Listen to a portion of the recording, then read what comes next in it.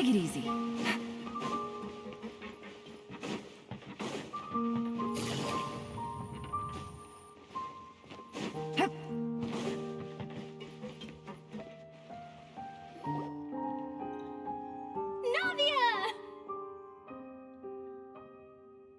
Oh, it's you. What brings you all here? Hey, we're just having a look around. I'm here to update myself on how things are going here.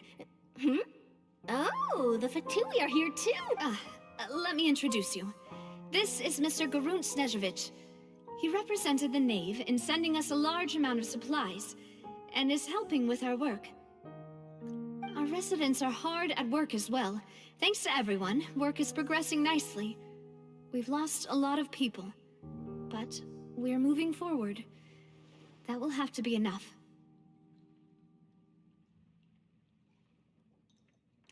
Hello, Miss Charlotte. I'm a big fan of yours. I especially like that article you wrote last year about Fontaine's stray cats. But if you don't mind, could you not emphasize our role too much in your report? It's not charity we're doing here. We just happen to share the same interests as the Spina. I get where you're coming from. I'll keep it as simple as possible. Or would you be willing to feature as friendly neighbors? That would be fine. Thanks. Oh, you're back too. How are things? We finished laying down the construction materials. It'll be another hour before the workers are able to go over there. Huh? You're here too, Clarence? Well, her reputation's greatly risen after that whole duel business with Miss Farina, so she's here in Poisson to wait out the heat. All right. She really came here to help me out.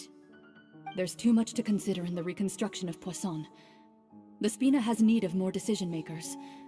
And, well, I do already happen to be connected to Mr. Callis. Oh, wait just a moment. Do you mind me asking a few questions? You know, about how you felt before the duel, about what it was like facing down a god. There's lots of exciting material there, I bet. Forget it.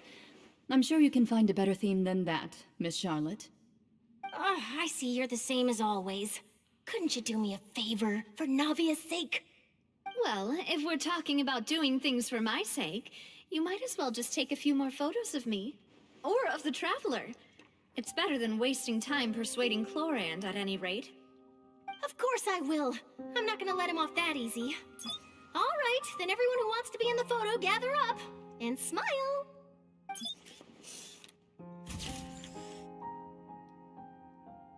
How did it go? Was it a good shot? Did Paimon look cute in it? Not bad. Your addition really helped the composition of the picture. All right, hang on a moment. Let me snap a few more shots.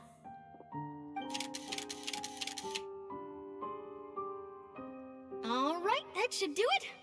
I'll be back here later anyway, so let's call it a day.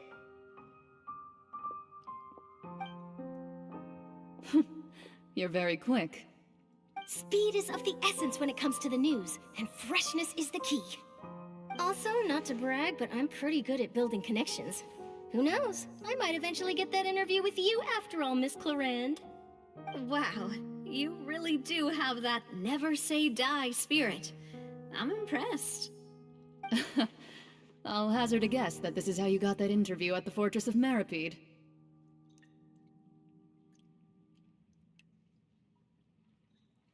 Whoa, you're well informed. Let me make a guess too. I asked Sijuin, who told Monsieur Nervillette, and he told you, right?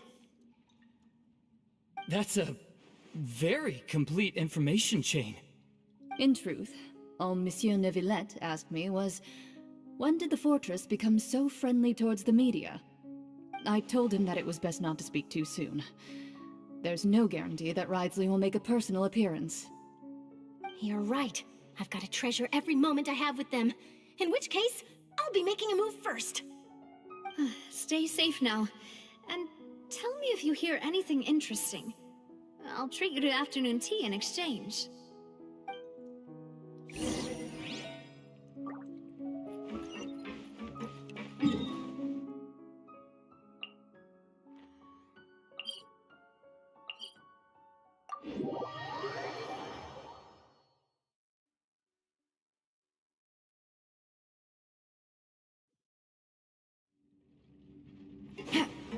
Take it easy.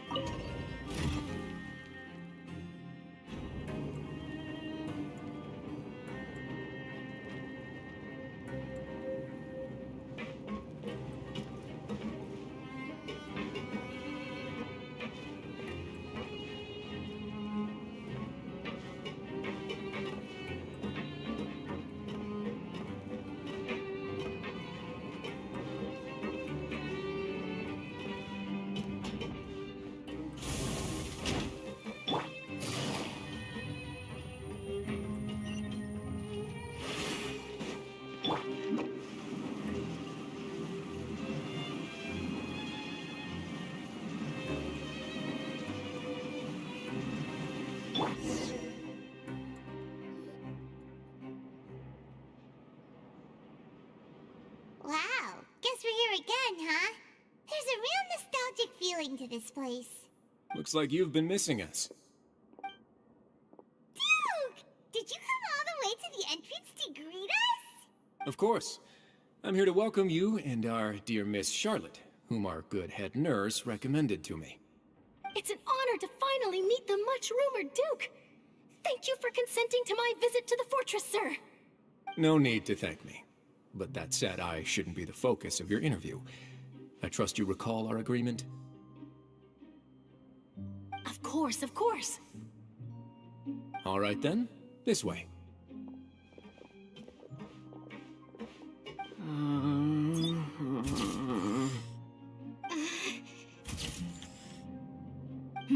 Hey, no need to be so nervous. I've already taken all the photos we need. Miss Charlotte, do these pictures really need to be published on the cover of the Steambird?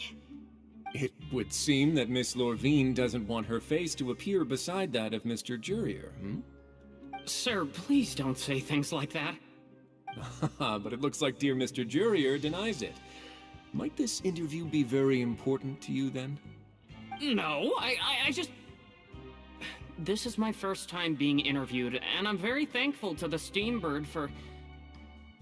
Now, I might not look it, but I actually did meet Mr. Edwin once. And I'll be honest, I enjoyed chatting with you more. You've definitely got more of that genius vibe going on. The boat that brought about a miracle, the ark that saved the people. Why, you recreated a myth back there, like an emissary of legend. Still, if I might ask, where's that flying ship now? Huh! Looks like Charlotte's trying to get herself another exclusive scoop. I have to apologize, but that ship is presently in the bowels of our factory. I'm afraid it won't be easy for you to get a shot of it. Really? Well, then in that case, could I have an interview with you to make up for that loss?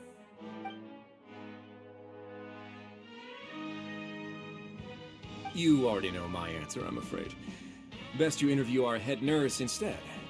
Or perhaps you'd like to take another photo of this couple of researchers? Did you really have to use the word couple? Well, then, 2 solo photos will do. Is my hair messed up? Please, someone help me have a look. Things sure are getting pretty lively here. We've seen this kind of thing before. Oh, seems like everyone's here.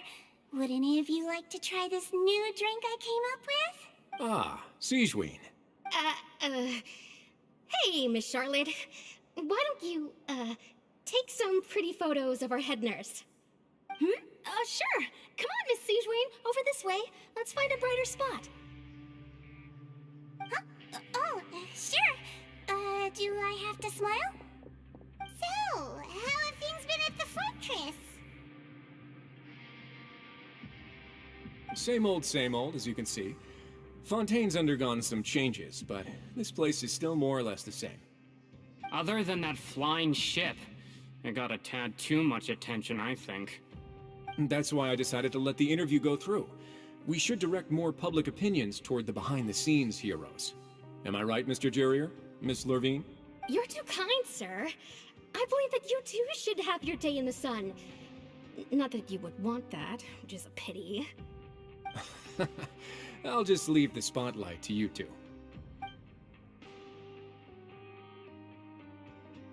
I see. Lots of things happened that day, huh? Anyway, regarding that Harbinger, I'm not sure you remember, but his 3 young followers are still waiting for his return. He sure did win them over, huh? I'll tell them that there's good news and bad news. The good being that their boss seems fine, and the bad being that they must face extended sentences for abetting his escape. Oh, actually, what about you? Are things gonna change for you too? What change can there be? The fortress will keep chugging along, and so will my duties.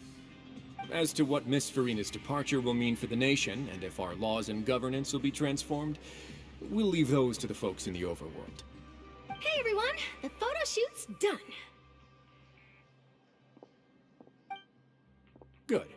In that case, let's call it a day here. Thanks for your cooperation. Come on, Traveler, let's go. Till next time, everyone. There'll be a next time? Maybe. Who knows? I might write a story about the underwater factory next time. Until then.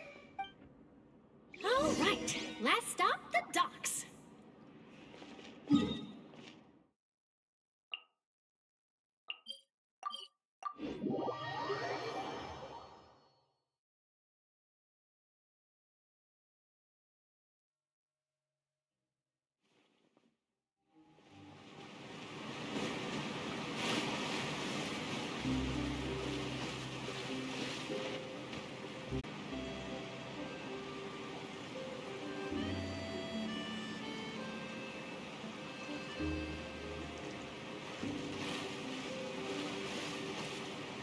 If I'd known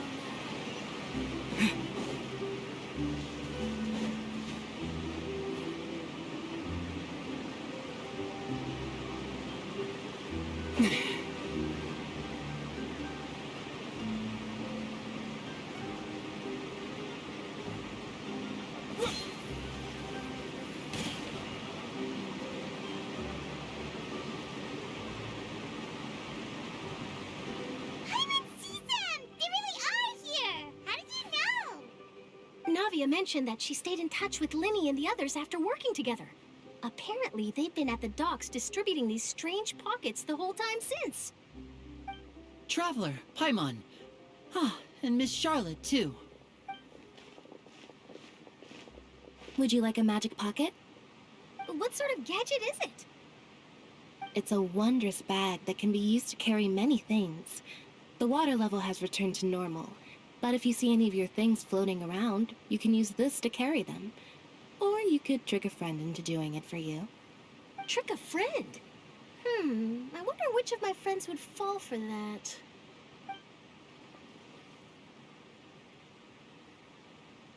You could just make a friend like Fremine here. Isn't that right, Fremine?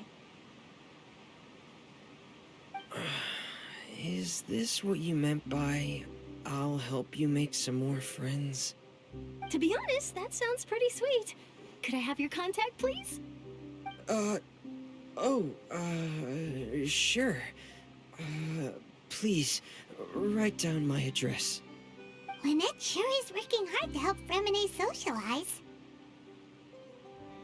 He was the one who proposed doing this. He even wants to assist in our magic shows.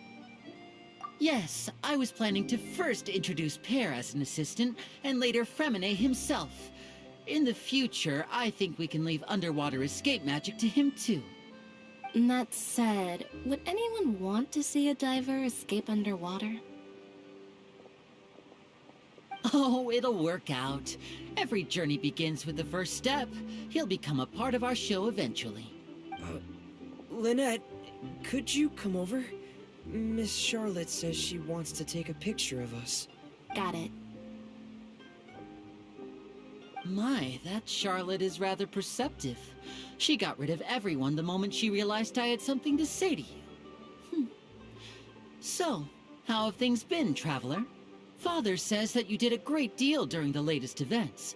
She's very grateful for your contributions to Fontaine. That's all right. We were more than happy to help. So, what's she doing now? Oh, I guess you haven't heard. Well, after Lady Farina left, Father and Monsieur Neuvillette opened negotiations, during which he gave Fontaine's gnosis to her as a diplomatic gift. A diplomatic gift? A gnosis? Yes, I was quite surprised at first myself. But when I thought it over, there were actually a number of things going for it. It could have been done as an apology for the incident with Lord Child, or as thanks for his help in tying the all-devouring narwhal down. Furthermore, Father did also lend significant aid to Fontaine and Poisson. That's true, but this is a gnosis we're talking about. Doesn't this seem a bit irresponsible? I would agree, but I've also heard that it seems that Monsieur Neuvillette has had a significant change of heart regarding the matter. So there's some reason for this that only Neuvillette knows about? I suspect you'll have to ask him about that yourself. Ah, yes, speaking of which, I did see him strolling around the entrance to the Fortress of Meripede a while back. Isn't he real busy and stuff? Paimon didn't think he'd have the time for that. But back to the topic. The gnosis was given to the knave, right? What about Child? They say that he's returned to Snezhnaya to recover from his wounds. I hear that the recent disaster really did a number on his health. That's true. When you think about it, we've had loads of run-ins with the Fatui. To think we'd be allied with them this time. So shocked by such a simple switching of sides?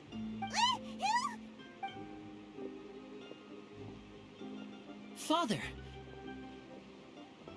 Well, what do you know? Come to the docks to see how my children are doing and meet the Traveler by chance. Please do not pay my accomplishments in Fontaine too much mind. I would have done them regardless.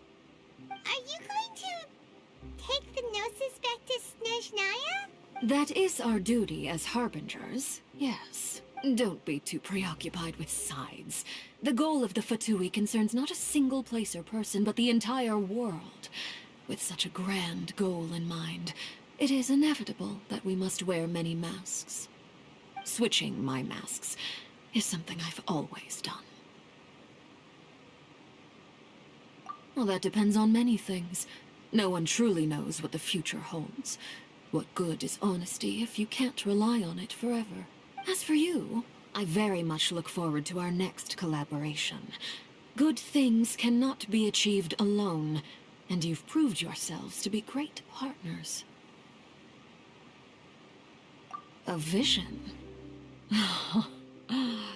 All right. I'll remember to return it. Thank you for keeping it safe for him this entire time. And that's a wrap for me. Huh? You're... Greetings, Miss Journalist. Hello. If I'm not mistaken, there are diplomatic channels I'll need to report to take a photo of you.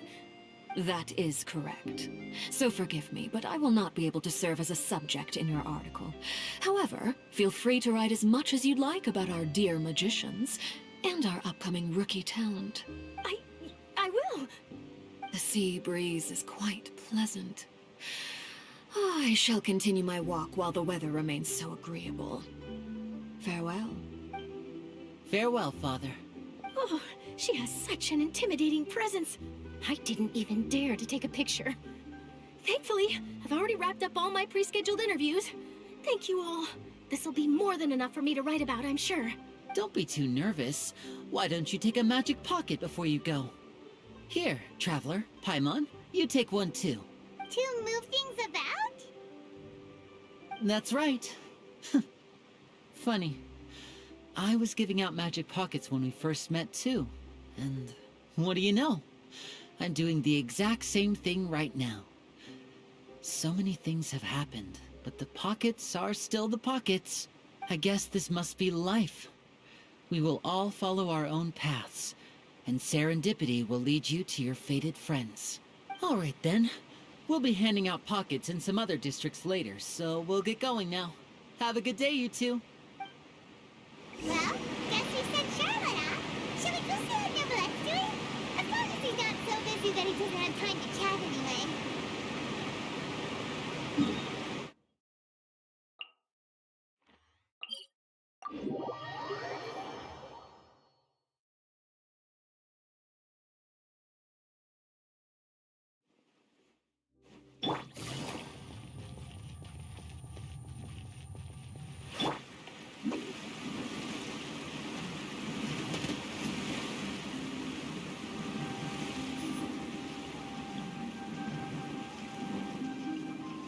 Where did I go? The entrance to the fortress! Ooh, he really is there!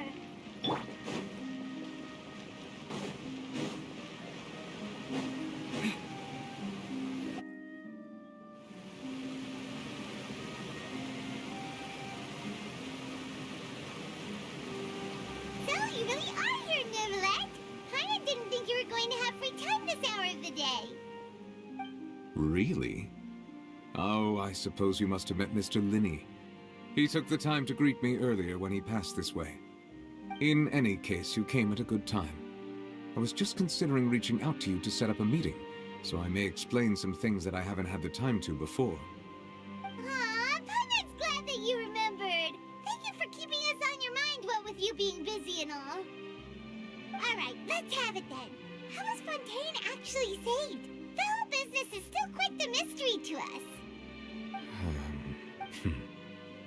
It is strange how words can often leave a bitter taste in the mouth when it finally comes time to say them out loud.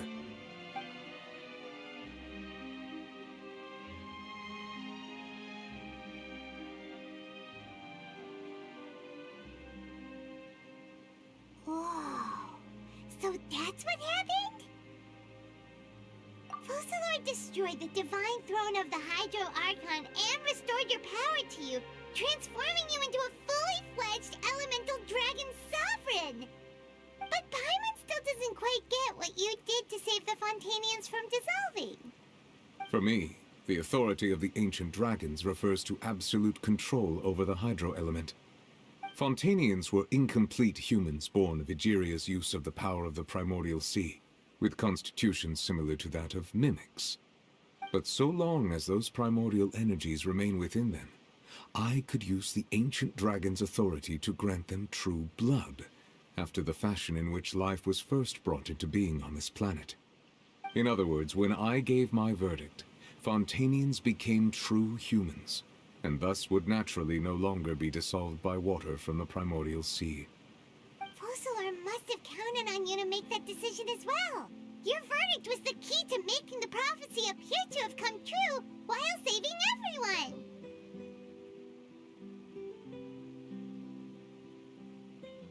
Yeah, and in a manner of speaking, Focalor finally managed to fulfill the original Hydro Archon's wish to turn Oceanids into real people too! It seems from your expressions that you still have more things you wish to ask. Ask away. I will tell you the truth as I know it. I have investigated his case along many avenues, and I have learned that he once fell into an unknown chasm when he was young. There, by chance, he awakened the all-devouring narwhal. But whether it be by sentiment or reason, that should not have been enough to consider him the root cause of the disaster. At most, he would have had tangential liability. As for the judgment passed by the Oratrice during the trial, whether it was due to that liability by association, or Focalor deliberately using him to buy time for us on the assumption that he would be able to hold the creature off, I cannot say.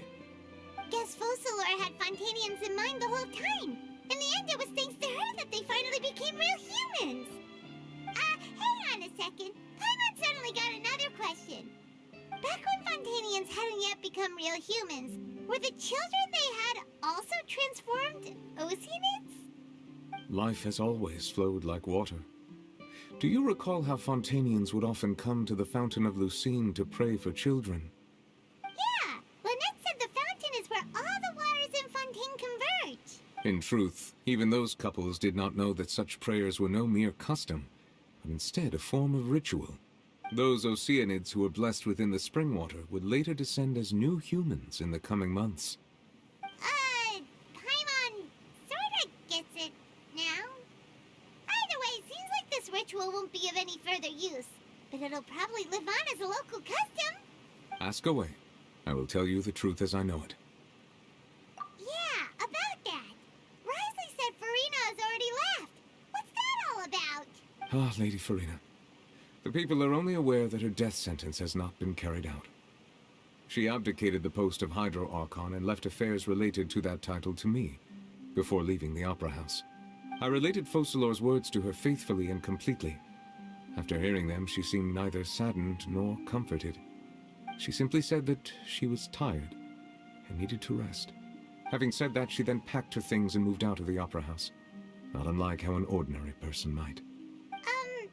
But she's still got a place to stay, right? You need not worry. I will make arrangements to ensure that she will not want for food, clothing, board, or travel. In truth, I am somewhat happy for her. The wear and tear on her spirit will, of course, take time to heal. But now that she no longer has to play the role of Focalor the Hydro Archon, she can finally lay down her burdens and lead a normal life. What about you then? What are your plans now that you've regained your full powers as the Hydro Dragon? After Focalor passed on, the Oratrice also ceased to function. This matter will directly affect our trials. After much careful consideration, I've decided to take over its role in our courts.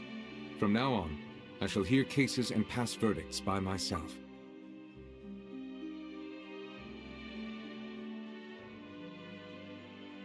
Looks like you're still considering stuff from the perspective of the Udex, huh? As an elemental dragon, there are indeed many things that I must do. But this power and this duty, in a manner of speaking, you could say that both were granted to me. As such, before I attend to my other responsibilities, I must first and foremost continue to serve Fontaine as its highest judge. The duty of the Hydro Sovereign and the duty of the Udex shall coexist within my person.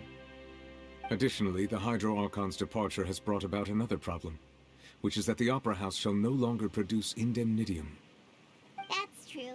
That power was derived from the people's faith in the Hydro Archon, wasn't it? Wait, but the various mechs and machines in the city are all still okay. Where are they getting their energy from? As I am now, I have full command over New Musia, and it can serve as a complete substitute. Another reason why I cannot quite leave Fontaine immediately. Wow. This ancient dragon's authority stuff is really quite useful, huh? Ask away. I will tell you the truth as I know it. Oh, that's right! They say you've given it to the knave as a diplomatic gift or something! Leaving aside their intentionality, the two Fatui Harbingers have indeed done much for us during this crisis. Their sole remaining goal in Fontaine, at least at this point, would seem to be the Gnosis. The Oratrice has ceased to function.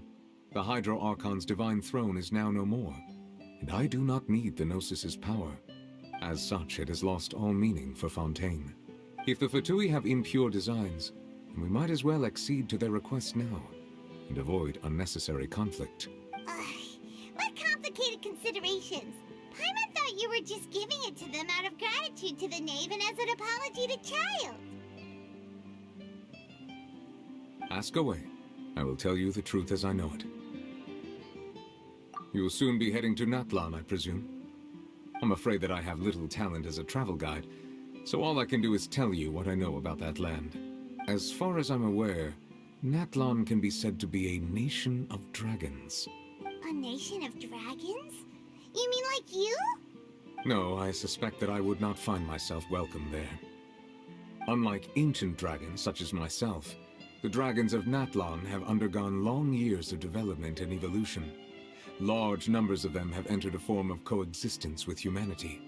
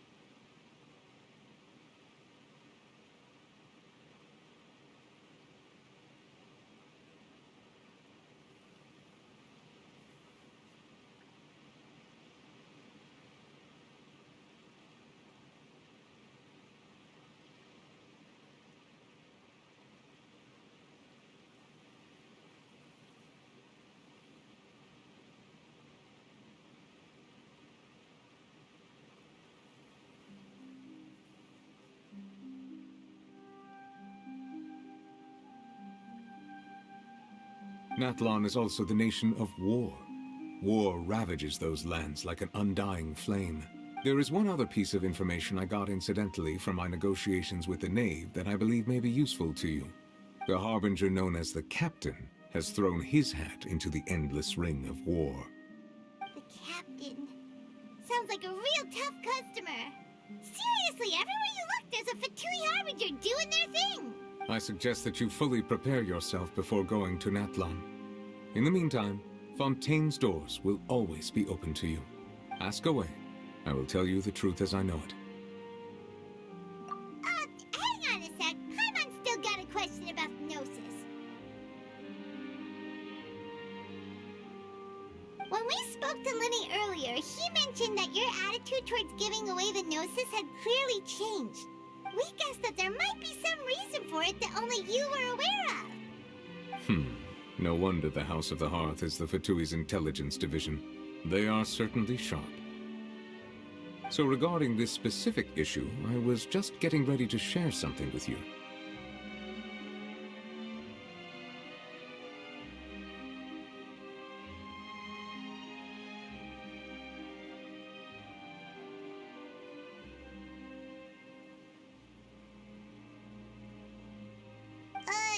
What is it?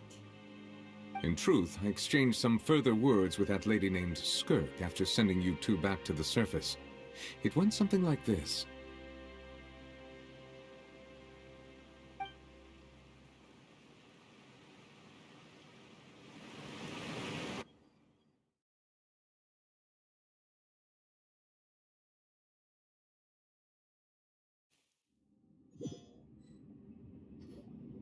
Well, we're going to head topside to see what's going on. You hurry over soon as well, all right, Nervalet? What next? The all-devouring narwhal isn't here, so I'm no longer getting any interference. I can finally catch the scent of your power, what it's made of. It is the authority of the planet's primordial dragons, but with something very similar to a god's curse mixed in. It's quite a novel blend.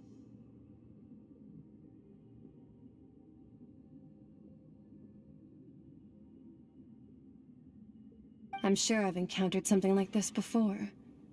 What was it again? I do not know what you speak of. Of course. How could I forget? You should have the remains of the third Descender on your person, yes? Remains? I've never heard of any such thing. According to your parlance, I believe it may be called a gnosis. Well, that much is true. After Focalor's divinity faded, she handed her gnosis to me. But I fear I have never heard of it described in the manner that you just did. I've been training with my master, the Foul, ever since I was young, and I have never returned to the surface since. So most of the information I possess, I got from him. It is only natural for those who are greater than humanity to possess a different sort of common sense, which is why there are so many problems in our attempts to communicate with humans. Regardless, you should probably get rid of objects of misfortune to prevent any disasters from befalling you. To live in itself is a blessing, but once a person dies, the bonds he once had with this world shall all turn to curses. What do you mean by that? No need to fret. These are just my personal thoughts, and my reason for no longer wishing to return to the surface. This third Descender you refer to, who are they? And when did they die? Master never mentioned them to me. Perhaps it just wasn't that important for me to know. If you're interested, though, I could ask him. I'll be sure to pass the answer on to you next time. Next time? You believe we will meet again? I do. Wait. I have a disciple of my own, don't I? He can be the messenger, then.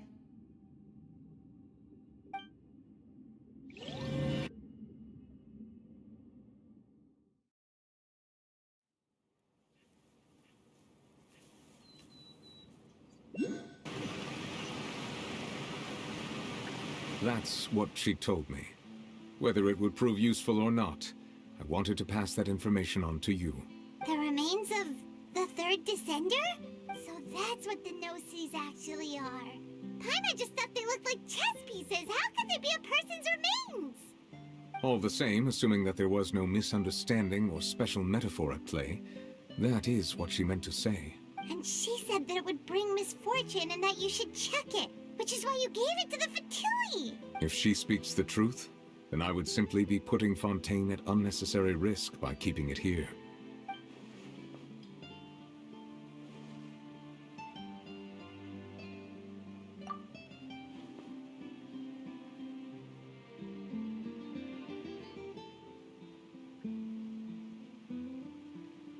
I guessed that you might already be familiar with this concept, but I did not expect you to be one of them. That means that the Gnosis, which are exceedingly element-compatible and can even enhance elemental abilities, do indeed come from the third descender. I wonder, does your body also possess similar properties? Like being able to use elemental powers without a vision. That does sort of count as special compatibility, right? No, let's not think about this stuff right now. It just feels creepy. Comparing the Traveler to the dead third descender and all. That's what you say, but this topic still feels like bad luck. Once Child recovers, let's get some more answers out of him. Or go look for his master and get the answers that way. I too believe it unwise to make too many blind guesses when information is lacking. The same is true of being at court. All right. Whatever the case, it seems like the crisis here in Fontaine's over for now. Yes. All of Focalor's efforts were for this moment as well. But she sacrificed herself in the end as a god, and she suffered through all those years as a human. Was that really what she wanted? I suppose that would be the mystery of a god's will. I suspect not. But once in a while I too would guess that if wishes were like the clouds in the sky, they will one day return to the earth as raindrops. Life flows like water, and rain is the final answer. The water levels may sometimes tilt one way or another, but the rain falls fairly upon all. And what, ultimately, is the difference between the rains that fall upon all of us?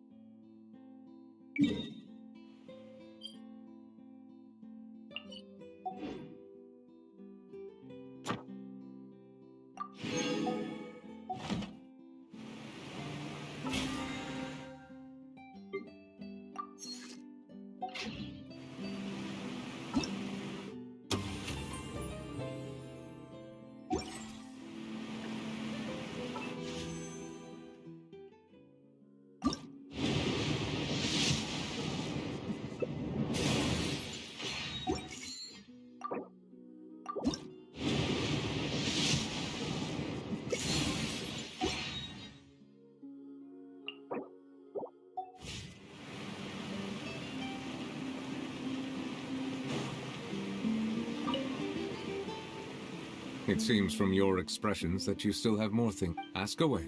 I will tell you the truth as I know it. I suggest that you fully prepare yourself before go-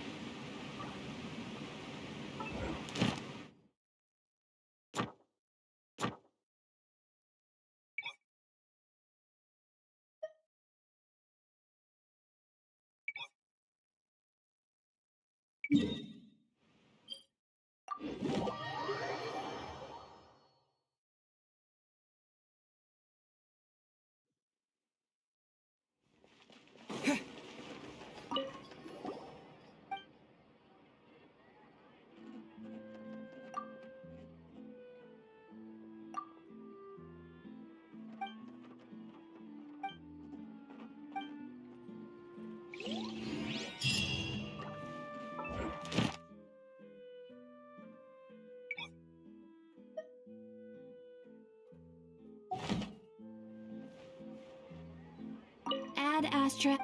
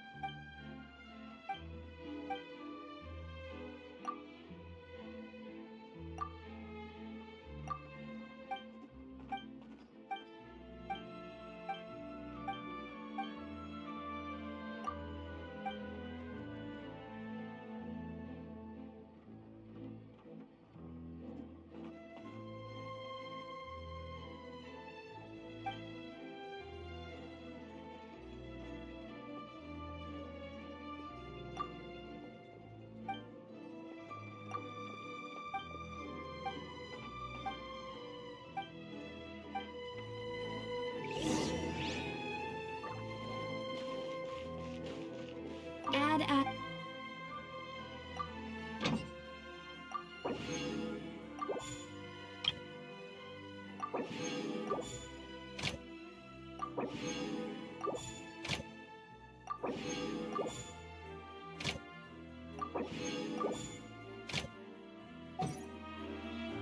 Ad Astra.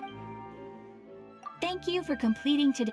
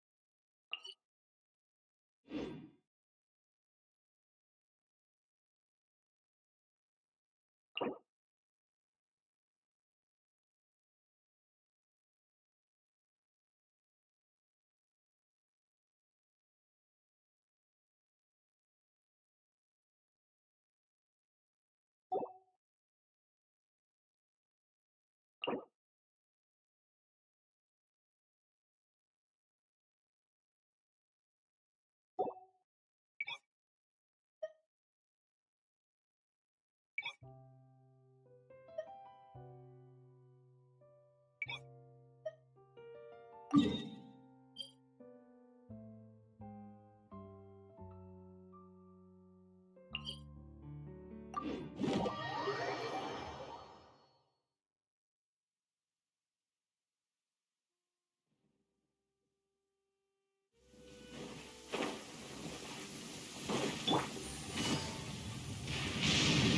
innocent children and timid adults are scared of thunder.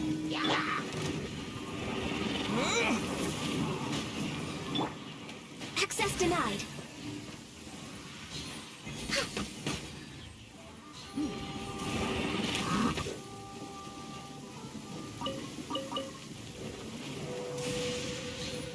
Next on the agenda.